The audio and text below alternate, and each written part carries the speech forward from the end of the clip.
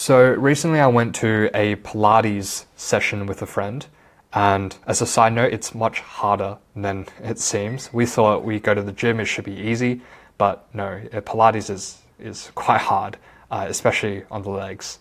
But anyways, after the session we had a very deep chat about life, and we talked a lot about life, our parents, what we wanted to get out of our 20s, because we're both in our early 20s, we're both very ambitious, we're both, looking into career paths that may not be like the typical path.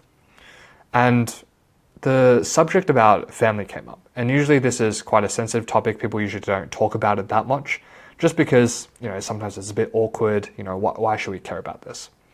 But my friend was telling me how he doesn't talk to his dad much at all. And he knows that one day he may not be able to speak to him. He doesn't have that much time left. Obviously, it's not to be sad, it's just the realistic take on it. And that's obviously the case with me. I realized that, time is ticking.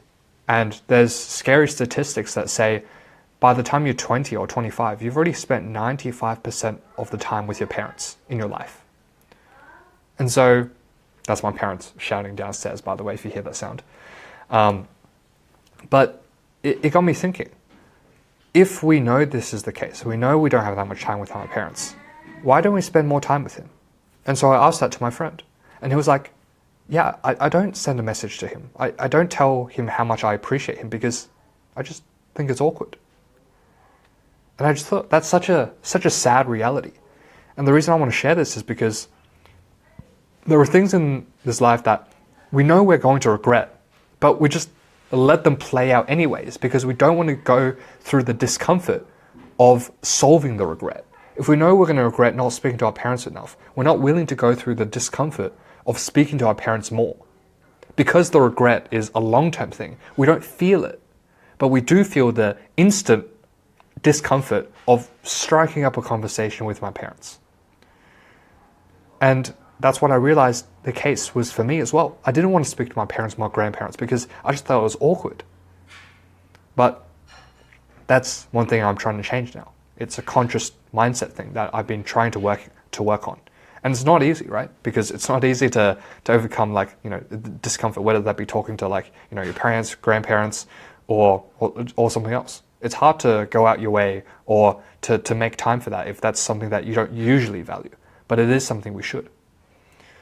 And I read somewhere that this was an interesting perspective that I read somewhere, which was a person saying that he was richer young than now that he's a millionaire. And the reason behind that is when he was young, he didn't have a lot of money. But at that time, he could talk to his parents, his dad, anytime and hear his advice.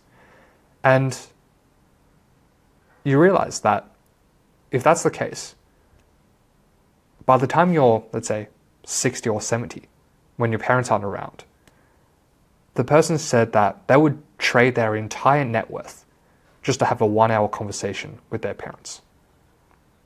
But obviously, that's not possible. And so, even though later on in life you may acquire, let's say, money or whatever status symbol you want, you will never be as rich as you are now, because what you have now is time with the people you love. And time is ticking.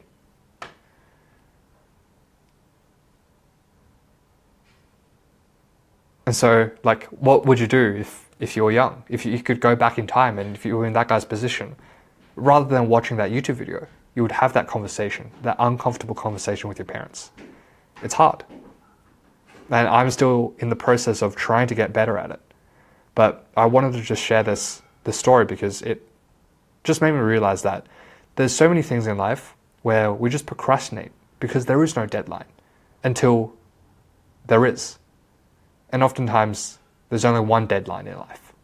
And you probably know what that is. So if we leave all of that to that final deadline, the final deadline in our life, then is that a life that you would be proud of?